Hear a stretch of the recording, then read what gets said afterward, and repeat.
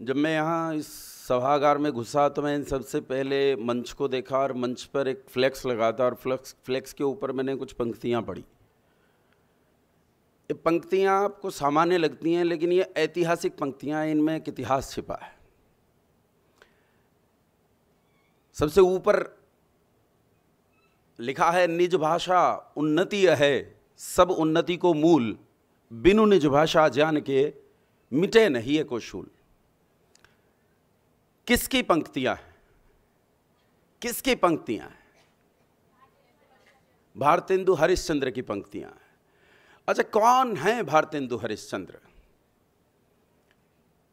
मैं विज्ञान का विद्यार्थी रहा हूं, मेरी स्ट्रीम साइंस रही है, केमिस्ट्री से ग्रेजुएशन किया मैंने। तो मेरा जीवन तो, मेरी पढ़ाई लिखाई तो एल्डिहाइड को कीटोन में बदलते हुए गई है। सारा जीवन एथिल मेथिल में गया है। कार्बन की वैलेंसी कितनी है और उसका बॉन्डिंग कैसे होगी, उसी हाइब्रिडाइजेशन में सारी पढ़ाई लिखाई गई है। लेकिन आर्ट्स में उतनी जानकारी तो नहीं है, पर ये क्योंकि इतिहास है, केवल साहित्य नहीं है, इसलिए ये एक महत्वपूर्ण विषय है। उम्मीद करता हूँ यहाँ जो पीछे तक छात्र बैठे हैं, मैं बैठा हुआ संख्या गिन रहा था तो लगभग 700 के आसपास की संख्या आप लोगों की यहाँ बैठी हुई है, नीचे से लेकर ऊपर तक जो लोग बैठे हैं आप। पहले तो एक चीज़ आप लोगों से ये चाहूँगा कि आप लोग मेरे साथ कम से कम जुड़े। उन्होंने जैसे परिचय दिया संचालक महोदय ने कि आचार्य जी हैं, वो गुरुकुल चलाते हैं, उनका अपना गुरुकुल है। तो गुरुकुल सुनते ही मन में एक भाव आता है कि अरे बेचारा जंगल से आया है, नहीं आता? सोचो, भाव आता है, अच्छा गुरुकुल से आए, शायद वो पत्ते उत्ते बांध के रहते हैं उधर गांव में, है? तो ये भाव आता है मन में, और हम चीज़ों को अपने से दूर कर देते हैं, व्यक्ति को अपने से दूर कर देते हैं। तो पहले तो मुझे अपने साथ जोड़ो कि जैसा तुम्हारा विद्यालय चलता है जिसका नाम आर्य विद्यालय है, मैं ऐसे ही एक विद्यालय से पहले ग्रेजुएशन की है। हमारे यहाँ भी उससे डीएवी बोलते हैं, दयानंद के नाम से शुरू होता है विद्यालय। वहाँ से मैंने ग्रेजुएशन की है, तो मैं तुम्हारे जैसा ही हूँ। मैंने खूब कॉलेज बंक किया है, कॉलेज बंक करके माँ बाप का पैसा ख़राब किया है। आजकल उतने पिक्चर हॉल्स नहीं होते, आजकल मॉल्स होते हैं। मॉल्स में क्या बोलते हैं मुझे याद नहीं है ठीक से, मल्टीप्लेक्स होते हैं आजकल। और हमारे समय में पिक्चर हॉल होते थे, और वो पिक्चर हॉल ख़त्म हो जाते थे एक हफ्ते में, हमें दोबारा देखनी पड़ती थी फिल्में। और ट्यूशन के नाम से पैसे लेते, कोचिंग के नाम से, हैं? मैथमेटिक्स का ट्यूशन होता था, मतलब केमिस्ट्री का स्टूडेंट पढ़ केमिस्ट्री रहा है और घर से ट्यूशन का पैसा मैथमेटिक्स का भी लेके आया है। इस सारी गड़बड़ियाँ सब करते थे, आपने भी की है, मैंने भी की हैं, उसी दौर से गुजरा हूँ। बाद में, बहुत बाद में आकर इस विद्या के क्षेत्र में आया और इस विद्या के क्षेत्र में आकर काम करना शुरू किया। जैसे आचार्य प्राज्यदेव जी बैठे हैं, ऐसे विद्वानों की चरण धूलि मिलने से थोड़ी थोड़ी सी किंचित सी विद्या मुझे आ गई है। उससे पहले क्या परिस्थिति थी, एक छोटी सी कहानी आपको सुनाता हूं, शायद आप समझोगे और चीज को रिलेट करने की कोशिश करोगे। समाज में हम जो कुछ देखते हैं, इस समाज में अधिकांश परंपराएं हमें चलाती हैं। आप लोगों के समय में ट्रेन थोड़ी बदल गई है, हालांकि अभी पानीपत में तो उतनी नहीं बदली है, यहाँ तो मेट्रो नहीं आई है, नॉर्मल ट्रेन चलती है यहाँ। ट्रेन में पहले इतनी भीड़ होती थी कि जब ट्रेन में चढ़ते थे, ईएमयू में चढ़ते थे दिल्ली वगैरह में जाके, तो आदमी स्वयं नहीं चढ़ता था, उसे भीड़ चढ़ा देती थी। मान लीजिए गलत जगह चढ़ा है तो उसे भीड़ धक्का दे के उस गलत डिब्बे में, गलत ट्रेन में चढ़ा देती थी जहाँ उसे जाना नहीं होता था, और वो बेचारा एक गलत जगह चला जाता था। मान लीजिए डब्बे में खड़ा है आदमी, तो भीड़ उतरती है, अगर आदमी ठीक जगह नहीं खड़ा है तो वो भीड़ के साथ ही नीचे उतर जाता था। भीड़ उसे एक गलत स्टेशन पर उतार देती थी, जहां उसे नहीं उतरना था वहां उसे उतार देती थी। ऐसे ही हमारे समाज में फैली परंपराएं होती हैं, और ये परंपराएं कुछ अच्छी होती हैं और कुछ बुरी होती हैं। बुरी परंपराएं हमें गलत चीज़ों की ओर ले जाती हैं, अच्छी परंपराएं हमें अच्छी चीज़ों की ओर ले जाती हैं। एक छोटी सी कहानी सुनो और फिर समझो कि अच्छी बुरी परंपराएं क्या करती हैं। कहानी मैं अक्सर सुनाया करता हूं। एक अंधा लड़का था, बड़ा हुआ, घर में कोई था नहीं, रोटी पानी कैसे खाए, कैसे रोटी पानी का प्रबंध करे। तो उसका विवाह एक ऐसी ही अंधी लड़की ढूंढकर उससे कर दिया गया। अब 2 हो गए घर में और दोनों अंधे। विवाह हुआ ही था, कुछ दिन के बाद जब 2-4 दिन पड़ोसियों ने काम कर दिया, उसके बाद तो रोटी खुद बनानी पड़ती।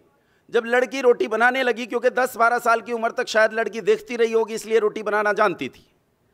रोटी उसने बनाई तो बिल्ली कुत्ता कुछ उठा कर ले गया, कोई चिड़िया कौवा कुछ उठा कर ले गया। वो बार बार रोटी बनाए और पशु पक्षी उठा कर ले जाएं। ऐसी परिस्थिति में बेचारे दोनों भूखे, क्या करें क्या ना करें। अचानक इस अंधे को एक उपाय सूझा। ये अपने घर में पड़ा हुआ एक फटा बांस उठा लाया और उस फटे बांस को दरवाजे पर लेकर बैठ गया रसोई के, और पत्नी से कहा कि तू रोटी बना, जब तक तू रोटी बनाएगी मैं इस फटे बांस को पीटूंगा। फटे बांस के पीटने से आवाज निकलेगी, आवाज से पशु पक्षी डर जाएंगे, शायद हमारी रोटी बच जाए। उसने फटा बांस पीटा और उसकी बात सच हुई, पशु पक्षी डर गए, उनकी रोटी बच गई। बस उनका रोज का क्रम बन गया, सुबह दोपहर शाम 3 समय जब भी वो भोजन बनाने बैठती, वो अंधा अपना फटा बांस ले आता और पीटता, उनकी रोटी बच जाती। शनि शनि एक बालक पैदा हुआ। बालक पढ़ा लिखा, अच्छा बड़ा इंजीनियर हो गया, देखने वाला था। अच्छी एक सुंदर देखती हुई पढ़ी लिखी बहू इसके घर में आई। कुछ दिन की प्रारंभिक साज सज्जा जब उतर जाती है तो रोटी तो सबको बनानी पड़ती है, तो इसे भी रोटी बनानी पड़ी। और जब रोटी बनाने के लिए रसोई में गई तो अंधे का लड़का अपने बाप का फटा हुआ बांस उठा लाया और रसोई के दरवाजे पर बैठ गया। जब इस बहू ने रोटी बनानी शुरू की तो इसने वो फटा हुआ बांस पीटना शुरू कर दिया। बहू ने कहा ये क्या करता है? कहा बांस पीटता हूं। पूछा क्यों बांस पीट रहा है? कहा तू रोटी बना रही है इसलिए पीट रहा हूं। उसने कहा मेरे रोटी बनाने से तेरे बांस पीटने का क्या संबंध? बोले कमाल है, जब तक तू रोटी बनाएगी तब तक बांस पीटूंगा, दिन में जितनी बार रोटी बनाएगी उतनी बार बांस पीटूंगा। लड़की कहे पागल आदमी है, काहे बांस पीटेगा? रोटी बनाने से बांस पीटने का क्या संबंध? लड़का बोला मेरे कुल की परंपरा है, जब तक मेरी मां ने रोटी बनाई जीवन भर तब तक मेरे बाप ने यह बांस पीटा। अब जब तक तू बनाएगी तब तक मैं ये बांस पीटूंगा। ऐसे ही अंध परंपराएं हमारे बीच में जन्म लेती हैं और ये अंध परंपराएं हमें कहां ले जाकर छोड़ती हैं, कौन से स्टेशन पर उतारती हैं, उसे हम समझ नहीं पाते। और जब तक हमें भान होता है तब तक इतना नुकसान हो चुका है कि जिसकी हम कल्पना नहीं करते। मेरे मित्र आचार्य संजीव जी यहां पहुंचे, देखकर प्रसन्नता हुई। यहां ऐसी अंध परंपराएं आपके समाज में, यहां तक कि आपकी स्टूडेंट लाइफ में हम बहुत सारी देखते हैं। आपने नहीं देखी क्या? आपने नहीं की क्या? मैं करता था, पता नहीं आपने की कि नहीं की। जिस दिन फिजिक्स का पेपर होता था या मैथमेटिक्स का पेपर होता था, उस दिन मुंह में तुलसी का पत्ता दबाना पड़ता था। नहीं किया क्या? वो दबाना पड़ता है, उसी से पास होते हैं। पढ़ने लिखने का ज्यादा प्रभाव नहीं आता है। या फिर एक मोर का पंख किताब में रखते हैं, या तो एक अगरबत्ती के कागज का टुकड़ा, उसका एक बॉक्स होता है अगरबत्ती का खुशबूदार, उसे फाड़ते हैं और किताब के अंदर रखते हैं। इससे भी आदमी की बहुत विद्या बढ़ती है। पढ़ने लिखने का पता नहीं पड़ती है कि नहीं बढ़ती, इससे बहुत बढ़ती है। ऐसी कितनी परंपराएं आपके जीवन में हैं, ये स्टूडेंट लाइफ की बता रहा हूं। ये कितनी परंपराएं आपके बीच में होती हैं कि वो परंपराएं हमें कहां ले जाकर छोड़े हमें पता नहीं होता। एक लड़का बैठकर अपने नए जूते को अंगूठे की ओर से काट रहा था। मैंने कहा ये अंगूठे की ओर से क्यों काट रहा है? इस नया जूता है तेरा, बहुत महंगा जूता है, क्यों काट रहा है? उसने कहा सर मैं पहले अध्यापक था, ये काम करने से पहले अध्यापक था। तो मैंने कहा ये क्यों काट रहा है? उसने कहा सर मैं अभी क्रिकेट का मैच है मेरा, मैं बॉल फेंकूंगा। तो मैंने कहा फिर नए जूते को क्यों काट रहा है? उसने कहा सर ये जूता लकी हो जाएगा अगर अंगूठे वाली जगह से कट जाएगा, उसके बाद शायद उसे विकेट ज्यादा मिलेंगे। ऐसी कितनी परंपराएं अच्छा आपके अपने अलग अलग हो सकते हैं, आप में कई होंगे, आपके अलग हो सकते हैं। अब बात सुनो भारतेंदु हरिश्चंद्र की। ये कहानी मुझे मेरी मां ने सुनाई थी, मेरे बचपन में सुनाई थी, आज आपको सुनाता हूं। काशी में एक शास्त्रार्थ हुआ वेद के सिद्धांत पर। वेद क्या कहता है और वेद क्या नहीं कहता है, क्या बात वेद के विरुद्ध है और क्या बात वेद के संबंध में। ईश्वर कैसा है? ईश्वर सर्वज्ञ है, सर्वशक्तिमान, सर्वव्यापक, निराकार चेतन सत्ता है, अथवा किसी और प्रकार का है, ईश्वर के स्वरूप पर, वैदिक स्वरूप पर एक शास्त्रीय चर्चा, एक शास्त्रार्थ हुआ। और इस शास्त्रार्थ में एक और थे अकेले स्वामी दयानंद सरस्वती, और दूसरी ओर 100 के आसपास विद्वान, और उनके पीछे 50,000 लोगों का जनसमर्थन। यह कमाल का शास्त्रार्थ था, जिस शास्त्रार्थ में अकेला व्यक्ति एक और खड़ा था, साथ में कोई नहीं था, कोई नहीं संसार में, अकेला खड़ा था। और दूसरी ओर 100 विद्वान आए और उनके 50,000 समर्थक आए। सोच कर देखो, सोच कर देखो। तुम्ही में से अगर किसी छात्र को मैं यहां बोलने के लिए बुला लूं ना, तो छोटी सी बच्ची बोल के गई, क्या कमाल बोल के गई, कुशाग्र नाम है उसका, है कुशाग्र नाम बताया ना। एक लड़का ऋतिक बोल के गया और एक विजेता शायद नाम था। 3 बच्चे बोल के गए पहले। अब वहां लोग बैठे ताली बजा रहे थे। लेकिन ये कमाल की बात है, मैं आप में से अचानक किसी को एक को पकड़कर यहां बुला लूं तो घुटने ऐसे कांपते हैं जैसे तेज हवा में सूखा तिनका कांपता है। ये परिस्थिति होती है। जबकि यहां ये लोग आपके विरोधी नहीं है, आपको केवल 2-4 बातें कहनी है। आपको नमस्ते करने में भी इतना डर लगेगा, आपका शरीर कांपता है। लेकिन वहां 50,000 लोग उस व्यक्ति की जान लेने के लिए तैयार थे। 100 से ज्यादा विद्वान उसके साथ शास्त्रार्थ करने के लिए तैयार थे। लेकिन वो निर्भीक सन्यासी, वो निर्भीक युवक उन 50,000 लोगों के बीच में अकेला सिंह की तरह बैठा था। शास्त्रार्थ हुआ, और उस शास्त्रार्थ में जब उसे वे योग्यता और विद्या के बल पर नहीं हरा पाए, तब उन्होंने उस पर झूठे ऐसे पर्चे उठाकर फेंक दिए, जोर से शोर मचाना शुरू कर दिया, हूटिंग शुरू कर दी, और उसके ऊपर ईंट पत्थर आदि फेंकने शुरू कर दिए। उस पर जानलेवा हमला करना शुरू किया। इन जानलेवा हमला करने वाले नए लड़कों में से एक 17 साल का लड़का था, और इस 17 साल के लड़के का नाम था भारतेंदु हरिश्चंद्र। ये वो भारतेंदु हरिश्चंद्र है जिसने ऋषि दयानंद पर पत्थर फेंके थे। भारतेंदु हरिश्चंद्र, जिसे आप गद्य साहित्य की बात करोगे, मैं तो साहित्य के बारे में इतना नहीं जानता हूं, पर यहां साहित्य के बहुत लोग बैठे होंगे, वो जानते होंगे कि भारतेंदु के बिना हिंदी गद्य साहित्य की बात करना भी बेमानी है। 2 युग तो, ये कहो 3 युग तो भारतेंदु के नाम से चलते हैं। भारतेंदु पूर्व हिंदी युग, और भारतेंदु पश्चात हिंदी युग, और एक हो गया भारतेंदु युग। 3 तो भारतेंदु के नाम से चलते हैं, बाकी बचे आधे में रब आधे में सब। ये स्थिति, भारतेंदु ने ईंट पत्थर भेजे थे दयानंद सरस्वती पर। और जिस समय स्वामी दयानंद सरस्वती ने इस देश में, अभी आचार्य जी आपको बता कर गए, इस देश में जिस समय उन्होंने हिंदी की वकालत की, तो उस हिंदी की वकालत के समय में भारतेंदु हरिश्चंद्र ने पुस्तकें लिखकर, प्रश्न मालिकाएं लिखकर, दूषण मालिकाएं लिखकर, पुस्तकें लिखकर विरोध किया था ऋषि दयानंद सरस्वती के इस हिंदी वकालत का। विरोध किया था। उसने कहा था हमारी भाषा संस्कृत है और यह सन्यासी हमें बहकाता है, यह बहकाता है। लेकिन जानते हैं, संस्कृत साहित्य में भारतेंदु हरिश्चंद्र का कोई स्थान नहीं है। संस्कृत साहित्य में भारतेंदु हरिश्चंद्र का कोई योगदान नहीं है। संस्कृत साहित्य में भारतेंदु हरिश्चंद्र को संसार में चींटी के समान भी कोई नहीं जानता, चींटी के समान भी कोई नहीं जानता। लेकिन उसी व्यक्ति का आकार हिंदी के क्षेत्र में पर्वत के समान है। और जिस व्यक्ति ने जीवन भर हिंदी का विरोध किया, उसी व्यक्ति ने जिस दिन बुद्धि आई, उस दिन कहा निज भाषा उन्नति है, सब उन्नति को मूल, बिनु निज भाषा जान के मिटे नहीं ये को शूल। मैं उस प्रदेश की भूमि पर खड़ा हूं।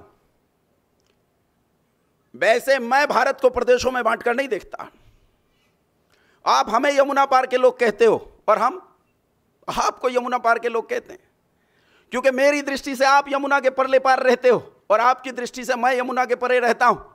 हैं तो दोनों यमुना के किनारों पर रहने वाले लोग, लेकिन फिर भी राजनीतिक और डिप्लोमेटिक आधारों पर जिस तरह से देश का एक खाका तैयार किया जाता है, उसमें मैं जिस राज्य की धरती पर खड़ा हूं, यह राज्य पैदा ही हिंदी आंदोलन से हुआ। 1966 में हिंदी आंदोलन के बाद हिंदी भाषी क्षेत्रों को अलग कर दिया गया पंजाब से। पंजाब को 2 हिस्सों में बांटा गया, ये पंजाब ही था। पंजाब को 2 हिस्सों में बांटा गया, एक पंजाबी वाला क्षेत्र और एक हिंदी वाला क्षेत्र। और आप आश्चर्य करोगे, हिंदी भाषी क्षेत्र के लोगों को पंजाब की वो जमीन दी गई थी जिस जमीन में खेती करना नामुमकिन था। मैं कई बार कैथल के क्षेत्र में गया हूं, मैं जींद से परे फतेहाबाद और सिरसा के क्षेत्र में गया हूं, भिवानी, रेवाड़ी और महेंद्रगढ़ के क्षेत्र में गया हूं। इधर का इलाका जो भिवानी को छोड़ भी दें तो परे चले जाएं, रेवाड़ी और महेंद्रगढ़ का क्षेत्र और उसके आसपास का जो दिल्ली के आसपास का इलाका है। इससे के अलावा आप क्योंकि इस राज्य के हो तो मुझसे बेहतर जानते हो, ये वे इलाके हैं जिनकी मैं बात कर रहा हूं जहां खेती करना आसान काम। महेंद्रगढ़, रेवाड़ी में आपको पानी की बूंद नहीं मिलती, सिंचाई के लिए संसाधन उपलब्ध नहीं है।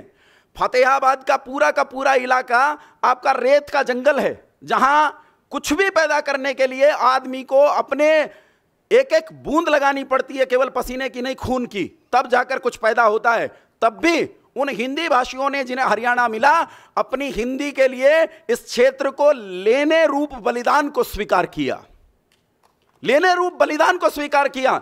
आज आपके पास ट्रैक्टर्स हैं, बड़ी बड़ी मशीनें हैं, जिनके माध्यम से आप जमीनों को जोत कर उन जमीनों में फसलें उगा सकते हो, काम कर सकते हो। पेस्टिसाइड हैं, इतने भयंकर पेस्टिसाइड हैं कि आप शाम को कुछ डालिए तो सुबह को पौधा और ज्यादा लंबाई का पैदा होता है। आजकल तो हार्मोनल इंजेक्शन लगते हैं, वो उसके व्रंत में लगा देते हैं और पूरा का पूरा फल तैयार हो जाता है, एक लंबा चौड़ा फल तैयार हो जाता है। उस काल में सोचिए, जब हाथ में फावड़ा लेकर, हरियाणा में शायद कस्सी बोलते हैं, जब हाथ में कस्सी लेकर लोगों ने 20-20 किला जमीन को कस्सी के सहारे खोद डाला, कस्सी के सहारे। कितना बलिदान उन्होंने स्वीकार किया, लेकिन हिंदी को नहीं छोड़ा। हिंदी के प्रति इतना ममत्व कैसे पैदा हुआ?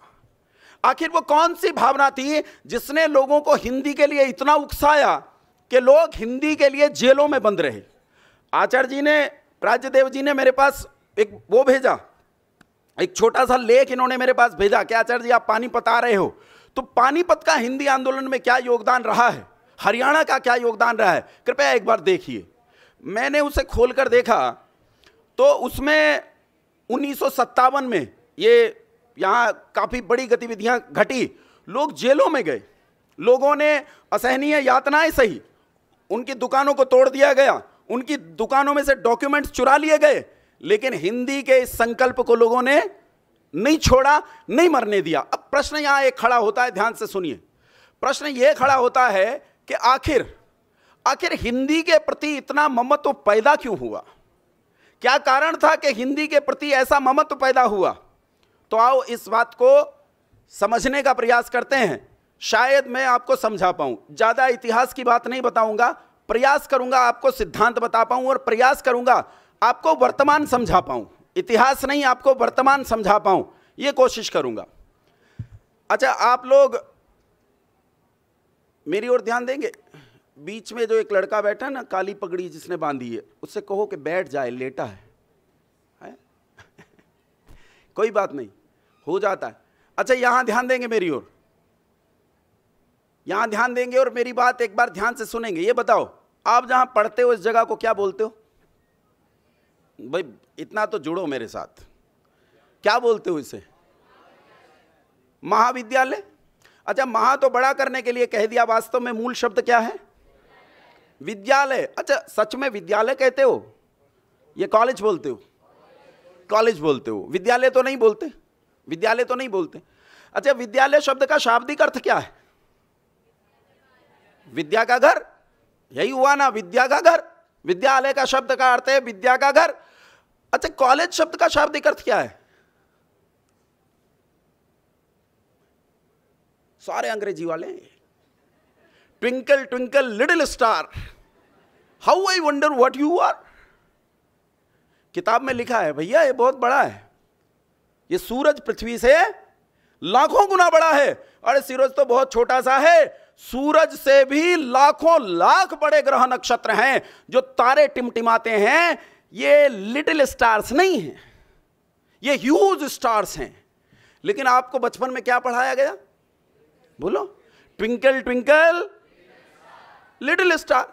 अच्छा, आप नो नहीं कह सकते, ये शिक्षा है, आप नो नहीं कह सकते। आप खड़े होके कहो कि नहीं, आप गलत कह रहे हो, लिटिल स्टार नहीं है, ह्यूज स्टार्स हैं, ये तो बहुत बड़े बड़े स्टार्स हैं, आप क्यों लिटिल स्टार कह रहे हो? तो आपको फिर एक दूसरी कविता याद कराई जाती है, जॉनी जॉनी। नो कह ही नहीं सकते, नो कह ही नहीं सकते, आपको यस कहना पड़ेगा। ये शिक्षा है मैकॉले की, वो शिक्षा जिसमें आदमी को कंडीशन किया गया, आपको कंडीशनड बनाया गया, आपको प्रोग्राम्ड किया गया। आपको सीखने के लिए जिज्ञासु नहीं बनाया जाता, बल्कि आपको प्रोग्राम किया जाता है। मेरी शिक्षा में जमीन आसमान का अंतर है। मेरी शिक्षा जिसकी मैं बात करता हूं, जिसकी वकालत करता हूं, बालक जब पैदा हुआ और पैदा होकर जब आचार्य प्राज्ञदेव जी हैं, आचार्य संजीव जी हैं, जब ये बालक को उसका नामकरण संस्कार करवाने जाते हैं माता पिता के पास, तो पिता से कहते हैं इसके कान में बोल।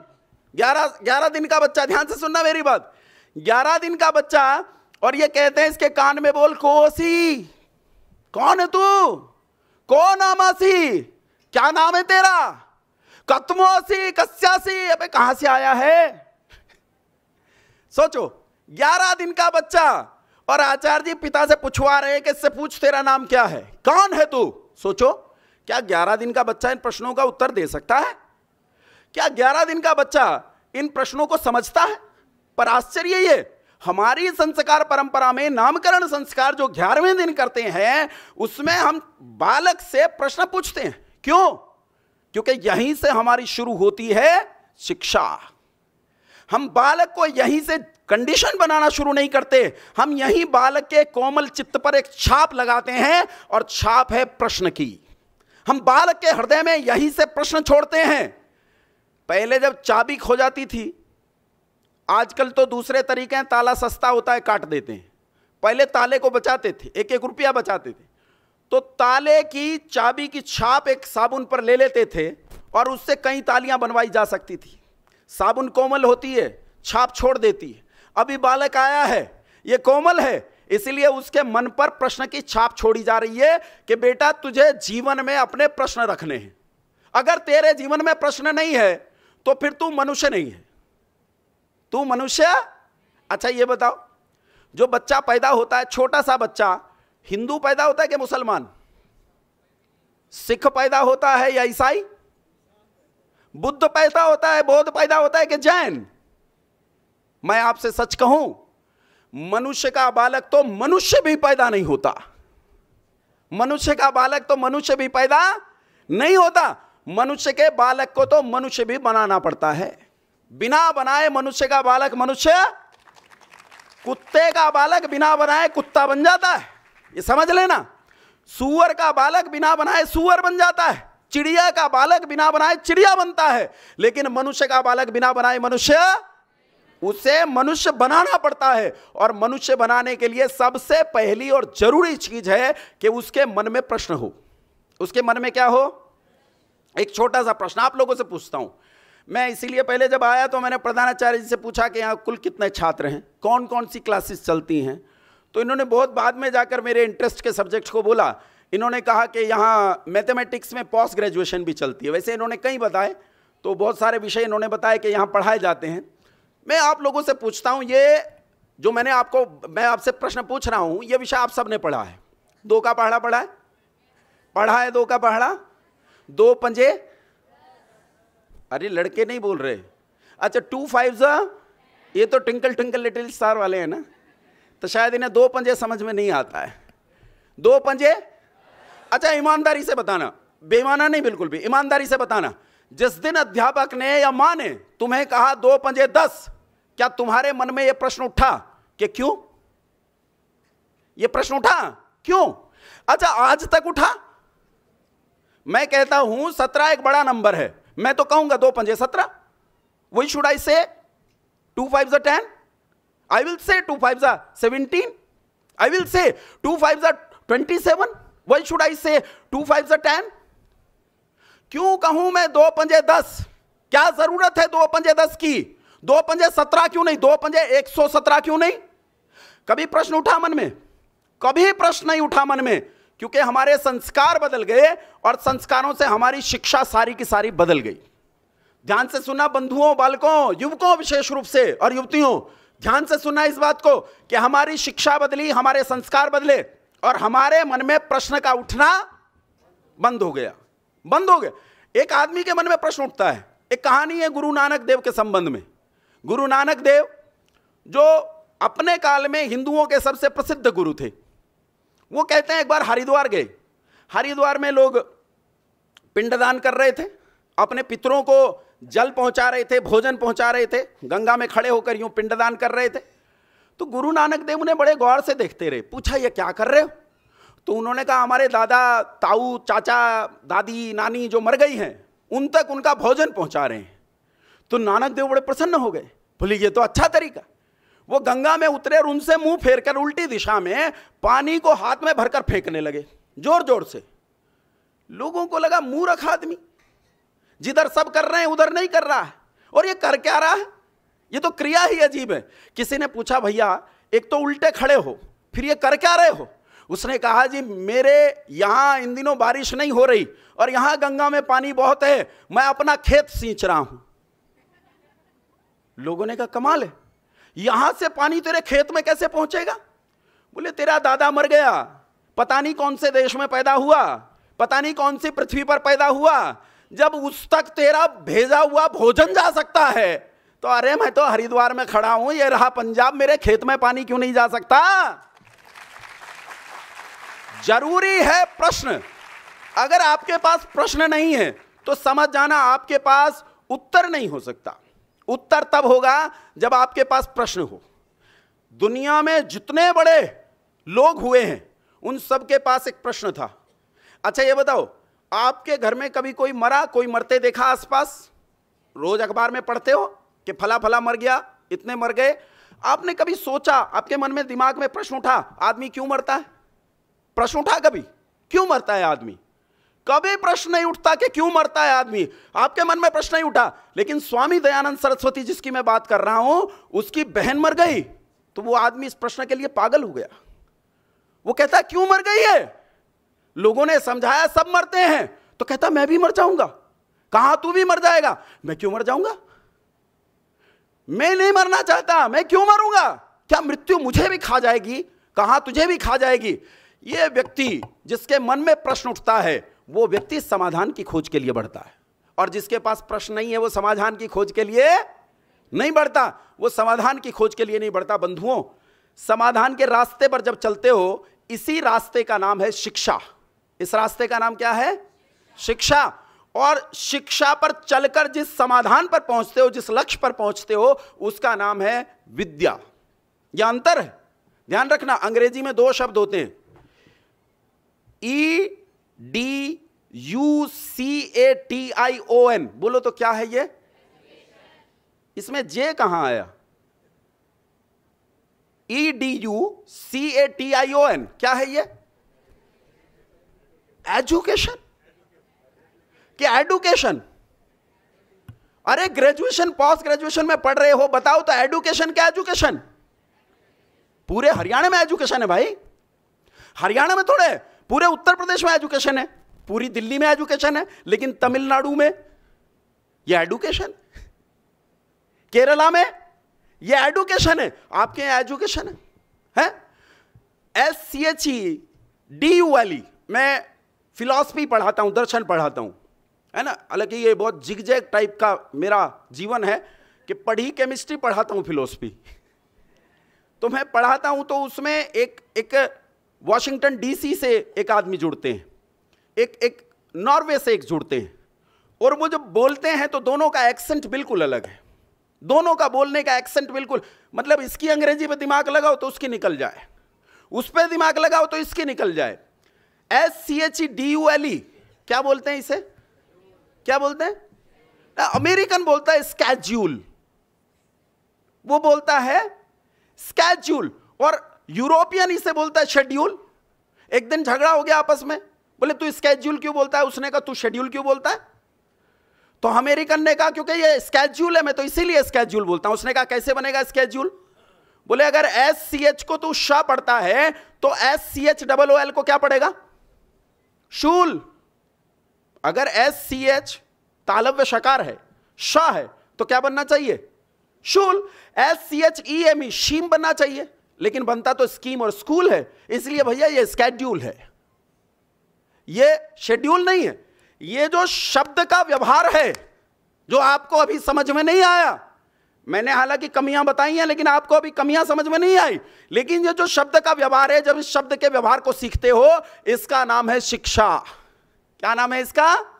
शिक्षा। लेकिन इस शिक्षा को पढ़ के जब सुख की प्राप्ति के लिए अंतिम लक्ष्य की ओर बढ़ते हो, तो उस सुख को जब प्राप्त कर लेते हो, तो वहां जो कुछ पाते हो उसका नाम है विद्या। बात समझ में आई? उन्नति होती है शिक्षा से। किससे उन्नति होती है? और शिक्षा में सबसे अहम चीज होती है भाषा। शिक्षा में सबसे अहम चीज क्या होती है? भाषा। अच्छा, एक बात बताओ ईमानदारी से, तुम कभी बैठ के दिमाग में जब योजनाएं बनाते हो तो कौन सी भाषा में चलती हैं? अरे हिंदी भी कौन सी, कितजा है। अरे हरियाणवी चलती है कि नहीं? दिमाग में ये चलता है? जब आप पूछते हो कड़े जा रहा, बोलते हो ना हरियाणवी में बोलते हो, तो जब हरियाणवी में बोलते हो, मन में जो चलता है, मन में जो विचार उठता है, क्या तुम्हारे मन में कभी वो अंग्रेजी में विचार उठता है? उठता है वो विचार? मेरी बिटिया एक दिन मेरे साथ आ गई हरियाणा में, मैं गया हिसार में, तो वहाँ एक छोटा सा बच्चा, 3 साल का बच्चा आया। और हिसार में थोड़ी सी भाषा पानीपत से अलग होती है। पानीपत में थोड़ा ज़्यादा हिंदी के नज़दीक है हरियाणवी, वहाँ थोड़ा और अलग किस्म की हो जाती है, क्योंकि हिसार थोड़ा सा राजस्थान बॉर्डर की तरफ जाता है, सिरसा राजस्थान से बिल्कुल जुड़ जाता है, तो वहाँ थोड़ा सा भाषा अलग हो जाती है। तो वो बच्चा जब बोल रहा था, 3-4 साल का बच्चा होगा, तो मेरी बेटी बहुत आश्चर्यचकित होकर बोले पिताजी कमाल की बात देखो, इन्होंने क्या कर दिखाया। मैंने कहा क्या करा? बोले इन्होंने 3-4 साल के बच्चे को हरियाणवी सिखा दी, देखो कैसी फ्लुएंसी से हरियाणवी बोल रहा है। अरे मैंने कहा बावली ये बोलता ही हरियाणवी है, इसे सिखाई नहीं गई है, यह हरियाणवी जानता है। क्योंकि जब बच्चे का मानस तैयार होता है ना, तो उसका मानस मातृभाषा में तैयार होता है। किसमें तैयार होता है? आपका जो चित्त है ना, चित्त जिससे विचार करते हो, जिससे सोचते हो, जिससे अपने दिमाग में सेंटेंसेस बनाते हो, जिससे अपने दिमाग में पटकथाएं बनाते हो, जिससे ये सोचते हो कि आज मां से पैसे कैसे ठगूं के फिल्म देख पाऊं, जिससे ये योजना बनाते हो कि मुझे घूमने जाना है तो कौन सी योजना बनानी पड़ेगी, या फिर कभी कभी बहुत अच्छी योजनाएं बनाते हो पढ़ाई की लिखाई की, कि कैसे मुझे यूपीएससी क्लियर करना है, कैसे मुझे नीट क्लियर करना है, कैसे मुझे फला फला परीक्षा को पास करना है। जब वो योजनाएं बनाते हो तो कौन सी भाषा में बनाते हो? अपनी भाषा में या फ्रेंच में? बोलो। अच्छा, अगर तुम 2-3 भाषाएं और जान जाओ, तब भी सबसे ज्यादा मन में विचार कौन सी भाषा में चलता है? मन में विचार अपनी भाषा में चलता है, मातृभाषा में विचार चलता है। अगर मातृभाषा में विचार ना चले तो याद रखना, तुम कुछ नहीं सोच पाओगे, कुछ नहीं समझ पाओगे, कुछ नहीं सोच पाओगे और समझ पाओगे। मेरी और आपकी मातृभाषा हिंदी है। क्या है हमारी मातृभाषा? हिंदी है। लेकिन सुनो, ये मातृभाषा हमारी हमेशा से हिंदी नहीं है। ये तो आज से लगभग मानकर चलो 1000 साल पहले हिंदी भाषा ने जन्म लेना शुरू किया। तब हिंदी थी नहीं है। उस समय के कवियों को पढ़ोगे, रीतिकाल के कवियों को पढ़ोगे, तो भूषण वगैरह होते थे ना, तो तुम्हारी समझ में नहीं आए कि इन्होंने क्या कह दिया। एल फैल खैल बैल खैलक में गैल गैल गजनी की ठैल पैल सैल उसलत है, धारा सी धारा निदूरी धारा में लगत जिमी पारा पर पारा पारा वार यूं हलत है।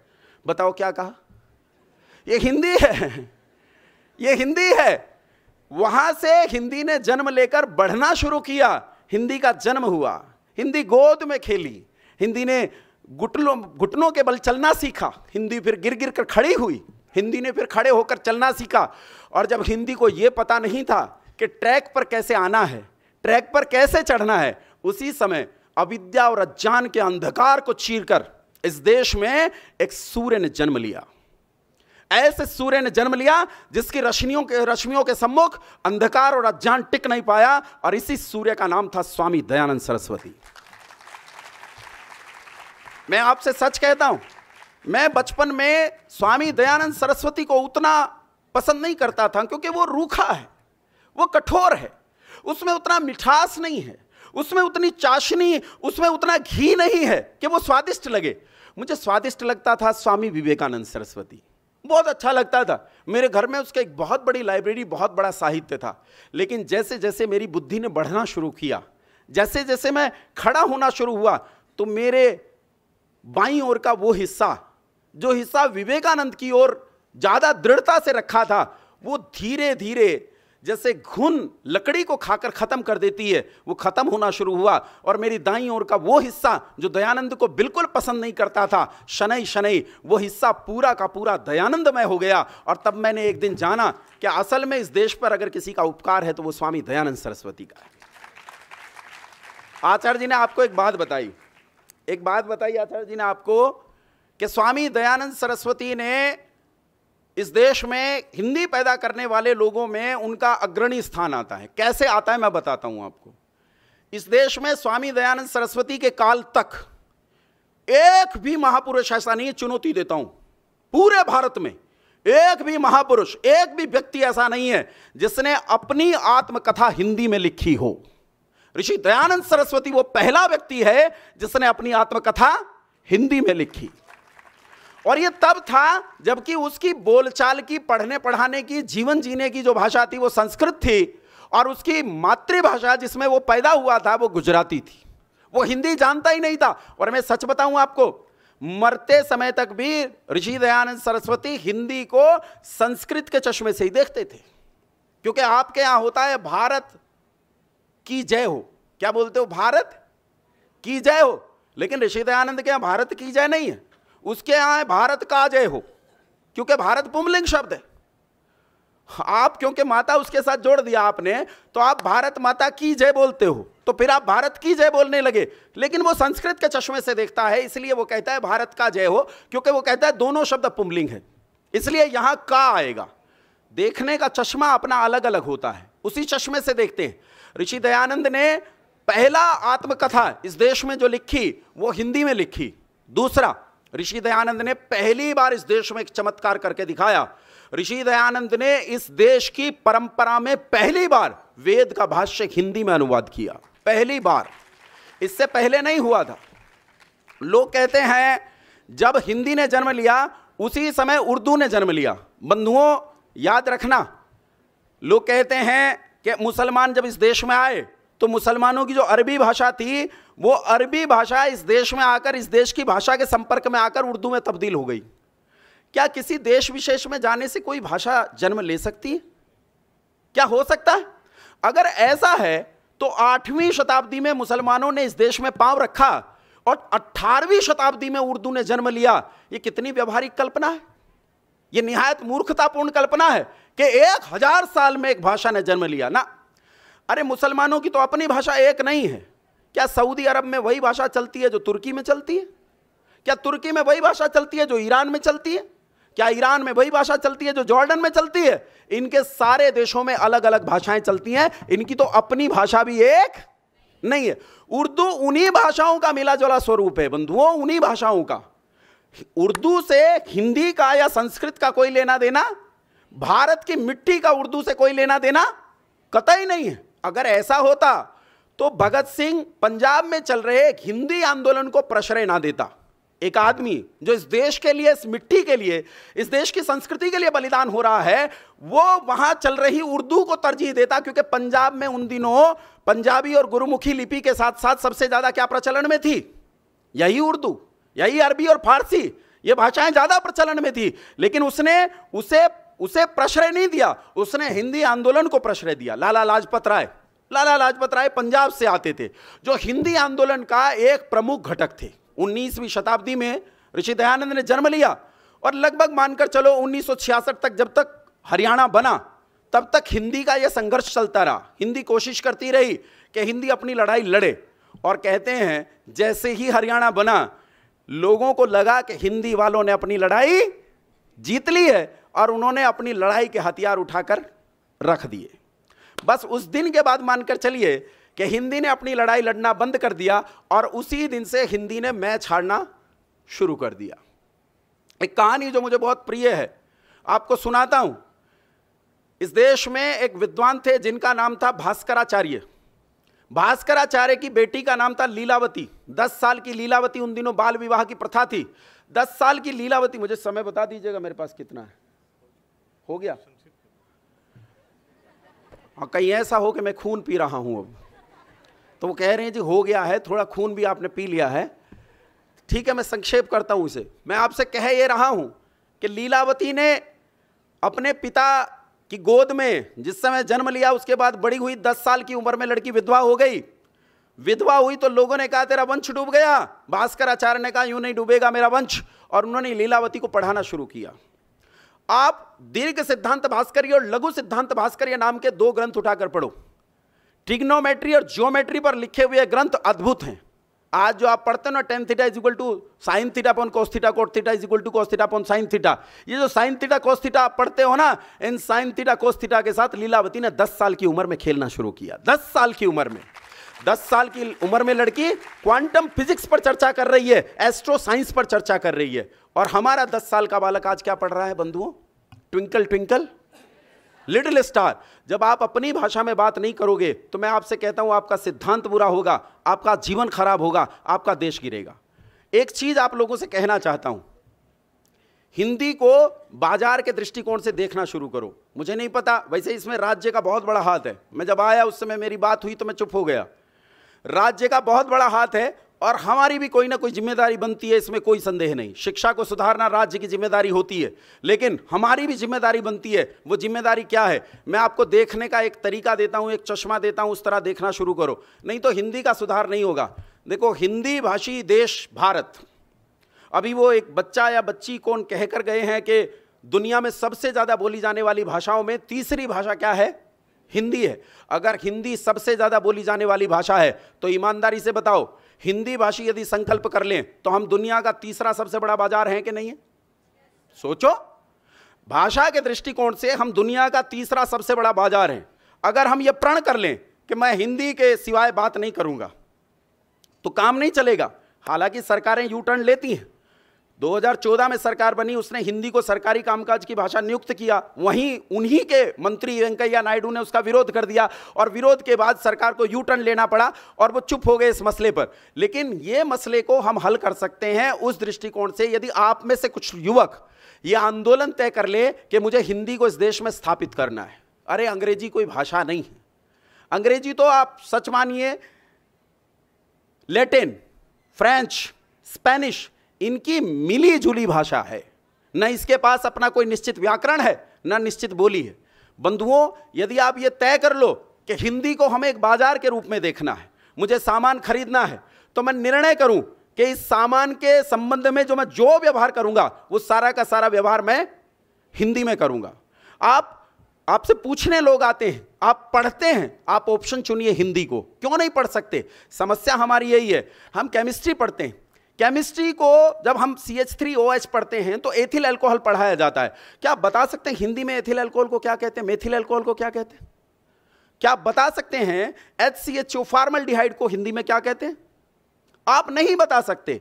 आपकी मजबूरी है, आपको साइंस को, मैथमेटिक्स को अंग्रेजी में पढ़ना पड़ता है। लेकिन यह आपका संकल्प है, यदि आप चाहें तो इसे बदल सकते हैं। आप चाहें तो इसे बदल सकते हैं। हो सकता है कुछ दिन तक आपको परेशानी हो, टेक्निकल शब्दों की परेशानी आपको कुछ लोग हों। 1-2 संकल्प आप लोगों को संक्षेप में अंतिम में बताता हूं और समापन करता हूं। इंग्लैंड में, जिसे आज स्कॉटलैंड, आयरलैंड और इंग्लैंड 3 द्वीपों को मिलाकर जिसे ग्रेट ब्रिटेन कहा जाता है, उस ब्रिटेन में फ्रेंच भाषी आदमी को विद्वान माना जाता था और जो अंग्रेजी बोलते थे उन्हें दरिद्र और पिछड़े हुए माना जाता था। तब वहां की सरकार, वहां के शासकों और वहां की जनता ने तय किया कि हम अपने देश में अपनी भाषा को स्थापित करेंगे, भले ही हमारी भाषा उतनी समृद्ध, संपन्न और अच्छी भाषा ना हो। उन्होंने निश्चय किया और 36 दिन के अंदर, केवल 36 दिन के अंदर उन्होंने फ्रेंच को उठाकर बाहर फेंक दिया। फ्रेंच को उठाकर बाहर फेंक दिया। तुर्की के खलीफा ने अपने लोगों से कहा कि हमारे देश में तुर्की क्यों नहीं चलती? उन्होंने कहा आम लोगों की बोलचाल की भाषा तुर्की नहीं है, इसलिए तुर्की नहीं चलती, यहां अरबी चलती है। उसने कहा अगर तुर्की को पूरी तरह देश में लागू किया जाए तो कितना समय लगेगा? उन्होंने अनुमान लगाया और कहा 8 साल लगेंगे। 8 साल में तुर्की को वापस लागू किया जा सकता है देश में। खलीफा ने कहा ठीक है, मैंने तुम्हें 8 साल दिए, लेकिन यह याद रखना आज शाम को 8 बजे वो 8 साल पूरे हो जाएंगे और कल से अगर तुर्की बोलता आदमी मिला तो फांसी दे देंगे, फांसी दे देंगे। और अगले दिन से उस देश में तुर्की लागू थी। जरूरी है कि राज्य और प्रजा दोनों मिलकर संकल्प लें तो हिंदी को लागू किया जा सकता है। केवल हिंदी दिवस मनाने का कोई औचित्य नहीं है बंधुओं। केवल एक दिन मैं हिंदी पर यहां भाषण झाड़ूं और जीवन मेरा अंग्रेजी में कटे, इसका कोई औचित्य नहीं। मैं पहनूं अंग्रेजी, खाऊं अंग्रेजी। हैं क्या खाते हो आजकल? गरम कुत्ते। क्या क्या होते हैं वो? Hot dog. आजकल गरम कुत्ते खा रहे हो, ठंडे कुत्ते भी पसंद नहीं है तुम्हें, हैं? खाना अंग्रेजी, पहनना अंग्रेजी, जीना अंग्रेजी, बोलना अंग्रेजी, बात करना अंग्रेजी। और वास्तविकता यह है कि तुम अंग्रेजी को जानते हो तो बताओ कॉलेज का शाब्दिक अर्थ क्या है? बोलो। स्कूल का शाब्दिक अर्थ बता दो। कमाल है, हम जिस भाषा को नहीं जानते हमारा जीवन उस भाषा में चलता है। तो बंधुओं, आओ लौटें अपनी भाषा की ओर। इस भाषा को एक व्यापारिक उद्योग के माध्यम से देखो। सोचो कि यह कितना बड़ा बाजार है। सोचो इस बाजार को आप कैसे यूटिलाइज कर सकते हो। सोचो पूरी दुनिया पर हिंदी का बाजार कैसे लागू किया जा सकता है। जब तक हिंदी को एक बाजार नहीं मानोगे, हिंदी अपना अस्तित्व प्राप्त नहीं करेगी, या असफल रहेगी, असफल रहेगी, असफल रहेगी। बंधुओं, बचाओ इस संस्कृति को। संस्कृति तभी बचेगी जब हिंदी बचेगी। बहुत धैर्य से आप लोगों ने इतनी देर तक मुझे झेला, उसके लिए बहुत धन्यवाद। प्रणाम।